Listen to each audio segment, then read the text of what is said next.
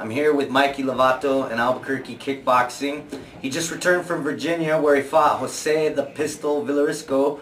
Mikey, thanks for taking the time again. No problem. No problem. Why don't you tell us what happened in your fight? It was a real tough fight. I mean, the first 2 rounds I dominated the fight on the ground. Third round was a little shaky. He caught me with the left hook, I dropped to the floor, so got my attention and got into a little bit of trouble, but pulled out the win. Okay. There was a little bit of minor controversy with I guess the official timekeeper had started the time, and then they had a time that they were displaying on the screens for everybody, and the time on the screens was 20 seconds different than the actual official timekeeping.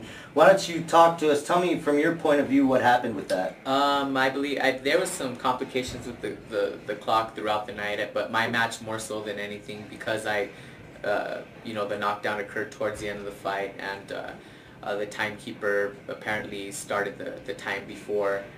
They started the main clock late, so there was some discrepancy with that. The crowd didn't know what was going on. Even the ref Yamasaki didn't know what was going on, but it was a time issue and stuff, so nothing I mean, it looked like there was controversy drawn into it, but nothing was really, it wasn't, there was no everything was, the time was right on the time. So really the only controversy is that whoever was running the production of putting the time on the screen was 20 seconds late. Yeah, they were late off of that. So I mean, other than that, I mean, I will give him the last round. I should have stuck to my game plan, and with off the bat took him down as I did in the first and second. But I tested my stand-up a little bit and just got caught, but nothing serious. So that's what that was? You really felt you were winning that fight and you wanted to test your stand-up, so you kind of changed your game plan for the third round? I believe I did. Going into the third round, it didn't seem like he was posing a threat, and I think I threw his game plan off in the first 30 seconds of the fight. I know he throws mean kicks, and I made sure the first kick that he threw that I was going to take him down with it so he wouldn't throw no more kicks, and that's what happened. It stopped him from throwing kicks the entire fight. He did the same thing in the second. He tried to throw a knee and I took him down with that. So, he was scared. I threw him off of his game plan, with the wrestling and stuff, and all he used was his hands pretty much throughout the third. So Mikey, do you think that because you train here at Albuquerque Kickboxing with Coach Ray, he's got such a strong Muay Thai background, do you think that helped you at all in your fight? Most definitely. The whole camp, everybody was kicking me, throwing knees at me.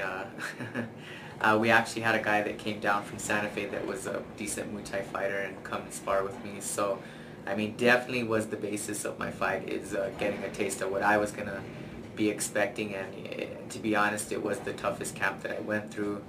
I had a hand injury, a foot injury, a nose injury. So there was a few injuries going into it. Definitely helped me expect what I was to expect, but and then like I said, my wrestling, I think combining it with that, it threw his game off right off the bat. So if you wanna check out that fight, go to NewMexicoCombatSports.com. We've got a link right there. It'll take you over to SureDog's site and you can watch Mikey's fight. Okay. Now you've been hometown hero before. You've had the big cheers, and now with this new experience, you've had the boos. Have you learned anything? Is there any difference, when you walk into the crowd and the crowd's cheering, or when you walk in and the crowd's booing? Is there any difference? Does it affect your mindset? Are you blocking that out entirely? I think being away from home, I was a lot more relaxed, really relaxed, and as opposed to being over here, I know I fight in front of my friends. It's real, and electricity. The crowd's always, high energy, and I think I get a little more nervous. That could help me. I think I do feel better relaxed. I did feel a lot more relaxed, but sometimes knowing that you have that, you're fighting here at home in front of your family gives you a little bit of motivation too also. So I think both really, help me out. I can't really say which one's better because I love fighting in front of the home crowd. you know, and I was a little more relaxed not fighting in front of the home crowd, but I think both in their ways have their advantages. And Now you've got a fight coming up in June? June 19th. June 19th, and that's for? Global Fury. Global Fury Cage Fighting right here in Albuquerque, New Mexico. Do you have an opponent yet? They haven't named an opponent yet, and actually we just finished, we just finished that up today, but no opponent yet, so I'm not, I should be fighting at 125, but you know, I really, right now, my confidence is at an all-time high. I feel that, you know, I'm not worried about who they put in front of me. Okay. You know, it's at 125, I really feel that this is where I'm supposed to be, and I'm going to be dominant. Okay. You're planning on taking a trip to the West Coast this weekend, is that correct? Yes, Sunday I'll be leaving to San Diego. I'm going to go train with Diego Sanchez for a couple weeks and stuff, so, you know, he's a good friend, and he's got a tough fight coming up. You know, I usually help him with his wrestling and stuff. He helps me with everything, so, you know, big inspiration. So that's a mutually beneficial situation there. You can go and kind of mimic his upcoming opponent, and you can also go and learn a lot yourself. Yeah, it's always great to mimic him. He's, in all the aspects of fighting, he's a very spiritual fighter, mentally tough fighter, physically, you know, just all the aspects he brings to the plate. You know, I enjoy being around him, his energy, and learning from him too, you know, not just the, you know, just the techniques of fighting, but also, you know, the preparations and stuff.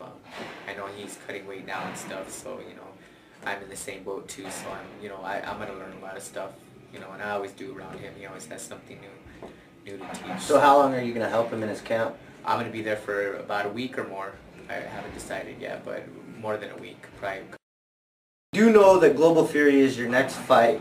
What's in the future? Are you trying to get away from fighting in Albuquerque, or are you just trying to get away from fighting in the smaller shows? Yeah, I mean, I want to get to the. I think this last fight really helped me jumpstart that process. That we made some good connections out there, and I have some people that I'm talking to right now, moving, you know, trying to. You know, get noticed in those bigger shows, but we'll see what happens. You know, that I've had people just tell me to.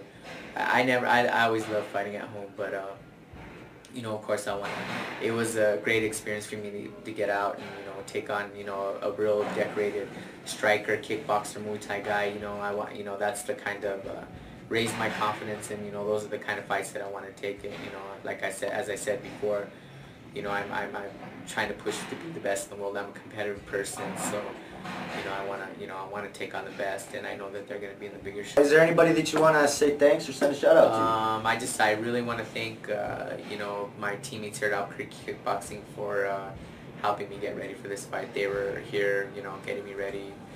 You know, I need to really thank them, and of course all my family. I love them, and New Mexico Combat Sports, Los Vatos, sportswear.com.